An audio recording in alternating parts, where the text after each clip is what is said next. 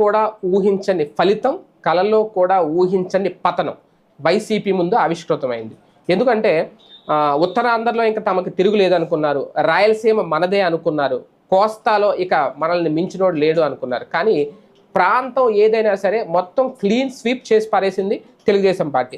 ప్రధానంగా వైజాగ్లో విశాఖను రాజధానిగా చేయబోతున్నాం, భోగాపురం అంతర్జాతీయ విమానాశ్రయాన్ని అద్భుతంగా రూపుదిద్దబోతున్నాం, ఇక పరిశ్రమలు కోకొల్లలుగా తరలి వచ్చేస్తాయి ఆ విశాఖను పరిపాలనా రాజధానిగా ప్రారంభించబోతున్నాం. ఇలా ఎన్నో లెక్కలేసుకున్న ఉత్తరాంధ్రలో ఎలా పరిస్థితి అంటే గుడ్డి కన్నా మెల్లనేం అంటారు చూడండి, అలాగే. ఎందుకంటే 2019తో పోలిస్తే 2019లో గతంలో గుర్తుంటే మొత్తం ఉన్న 34 అసెంబ్లీ స్థానాల్లో 28 స్థానాలని వైసీపీ కైవసం చేసుకుంది.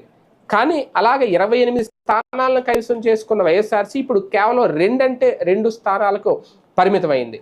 జగన్మోహన్ రెడ్డి